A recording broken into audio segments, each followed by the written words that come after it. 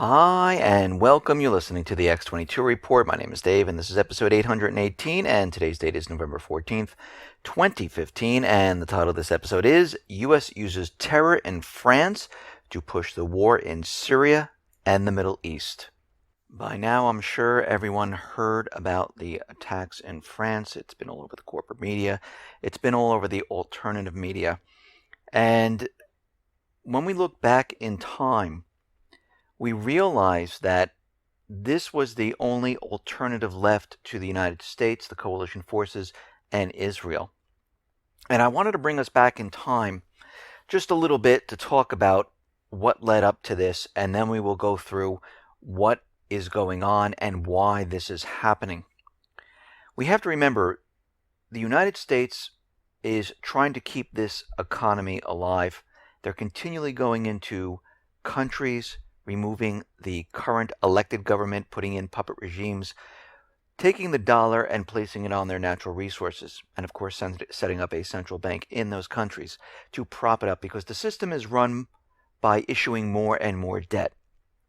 And what's been happening in the Middle East at this point is that countries like Yemen, Libya, Lebanon, Iraq, Syria, basically the United States needs these countries. They need the dollar on the natural resources of these countries to keep the petrodollar alive. And recently, we see many of these countries, the people are sick and tired of the U.S. government, sick and tired of these regime changes, and a lot of these countries are fighting back. Like Yemen, the Houthis are in Yemen, they're fighting. The war there is not going well for Saudi Arabia. We understand in Libya they tried a different tactic where they tried a peace deal, and we know by October 20th, if a deal wasn't reached, John Kerry says something is going to happen. And I did a report back on November 3rd saying the countdown begins to the attack in Libya. And during this time, the United States has been in Syria funding the Free Syrian Army, creating the Islamic State, funding and training Al-Qaeda to go after Assad. And this is the main goal. The goal is to get Assad out, to take over Syria, to build the pipeline through Syria, take over the ports, and put in a puppet regime. And eventually they will then go into Iran. Even though there is a P5+1 peace deal that they're working on, that they agreed to, behind the scenes of the ridiculous nuclear talks is the real essence of the talks, the deal. And that is for Iran to use the dollar on their natural resources. And as soon as they don't do this, they will be prepared to go into Iran and remove that government. But what's happening right now is the economy is accelerating and crashing, and it's getting to the point where the U.S. government can't explain away why all this is happening. And John Kerry even said this: if we do not make the deal with Iran, the dollar is going to crash. So over these years, as the United States government has been funding the terrorist groups in Syria and waging war all across the Middle East, refugees have been taken in by Turkey.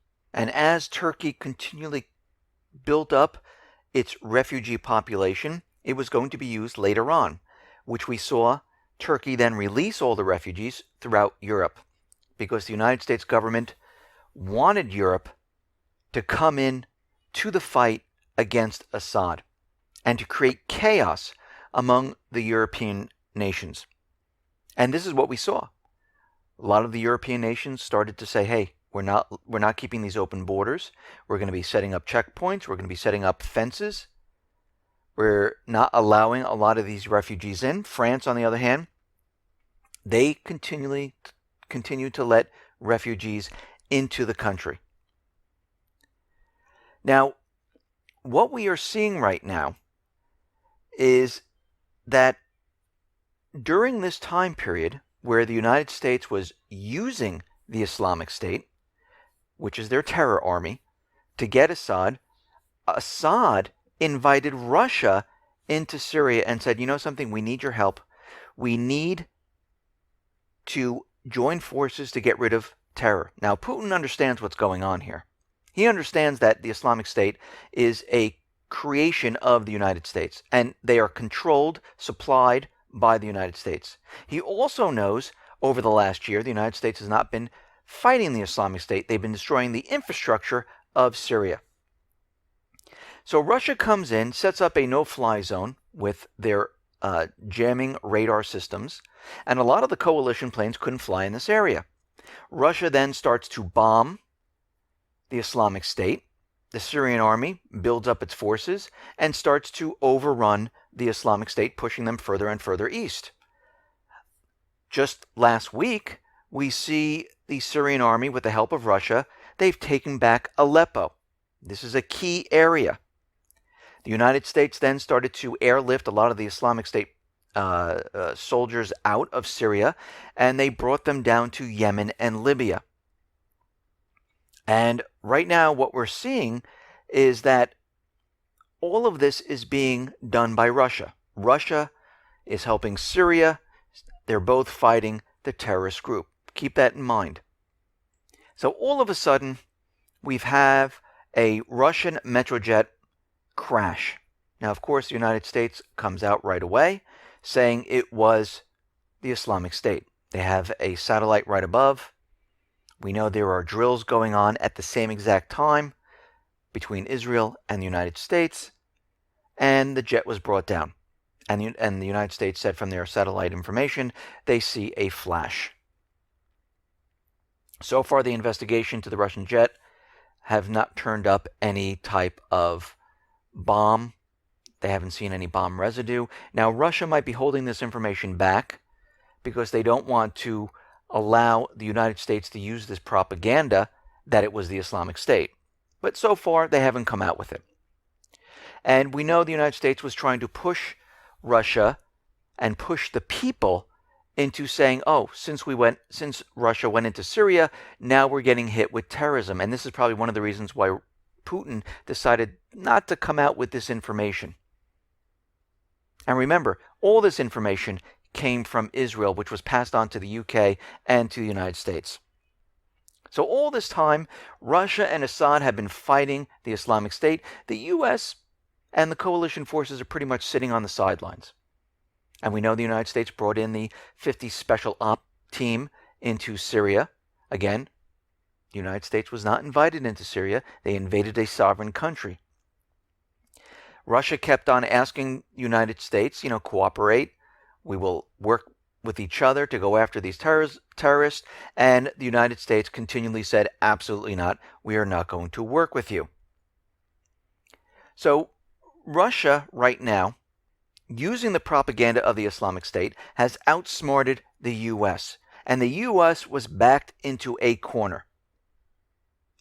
And when you back these psychopaths into a corner, the only thing they have left, and I've talked about this many, many times, is some type of an event. Now, we knew there was going to be an event coming soon. Now, is this the only one we're going to see? No, there's going to be more. This is the initial one to get everyone all riled up, everyone in a state of fear, and they're hoping that they can bring everyone together to fight in this next war. Now, while all of this is going on Friday, November 13th, the Pentagon announced that Saturday they flew F-15s into Libya and said they were going after the Islamic State. Now, on November 3rd, I said the countdown begins to the invasion of Libya. They're using this event to explain away why they're going to be bombing in Libya. And you think this is the only bombing they're going to be doing? No. We knew this was coming because there was no peace deal, and they wanted the puppet government in there, and the elected government in Tripoli would not yield. So this is why we are seeing this right now. This is all playing into the same thing. So as soon as it happened, President Hollande and the rest of the world said it was the Islamic State. And this information came out right away, pretty much. And basically, France said, okay, we need to bring troops in. We need to close the borders. We need to have curfews, basically some type of martial law, and put France into a state of emergency. Now, what's interesting about this is that a lot of the attackers, 4 of the attackers, died in the Bataclan Hall. 3 activated suicide belts, and 1 was liquidated by law enforcers.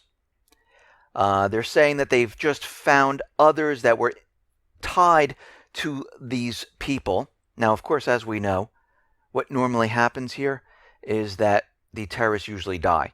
And this is what we're seeing. This is all part of the plan. This is all part of the false flag. And Paris is under a first mandatory curfew, which hasn't been seen since 1944. So we see all over the corporate media that this is an act of war from the Islamic State, that we need to go into Syria. Now, of course, DHS is out there, and they had to throw their 2 cents into this whole thing, along with the FBI saying that, oh, they have no information about this whatsoever. They didn't even hear about this attack coming. They had nothing at all. Here in the States, they're saying, we're hearing no chatter or anything or any credible threats that something might happen here in the United States.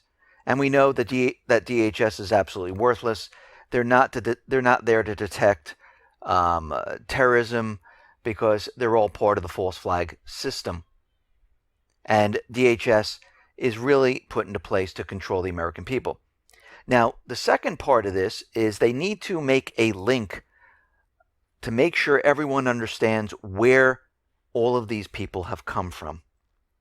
And of course, just like in 9/11, they found a Syrian passport next to one of the dead bodies. Now, of course, as you know, if you are a terrorist, you normally carry all your identification all over you, and you always make sure that you drop it in the proper area, which makes no sense. Now, they're saying that these were refugees that came into the country. So they're building this up that the Islamic State is intermingled with these refugees. Now, the question is, they come in there, they're refugees, they have guns, they have bombs, they have suicide belts, they have everything ready to go inside the country. The question is, where'd they get this? Second of all, France has a very strict gun laws on the books. So the question is, where are they getting all this stuff if you believe the official story? And of course, we don't believe the official story. So what we are seeing right now is that they're trying to link Syria with the Islamic State, and this is an act of war. And we can see already most of the countries, the private Western Central Bank countries, are out there saying this is an horrific scene, this is an act of war, and they are building this up on purpose. Now, what's very interesting about all this, and this is caught on video, I have it on the X22Report.com. If you're on YouTube, you can see it there. Inside the Bataclan halls, there was a man with a backpack who was roaming the halls in this area. And we know how all of these things are put together. It's always a special op team that comes in and does all the dirty work, and then they remove themselves afterwards. We've seen this done many, many times. Now, they need to push the fear factor as high as they possibly can, because you have to remember, Europe, they do not want a war.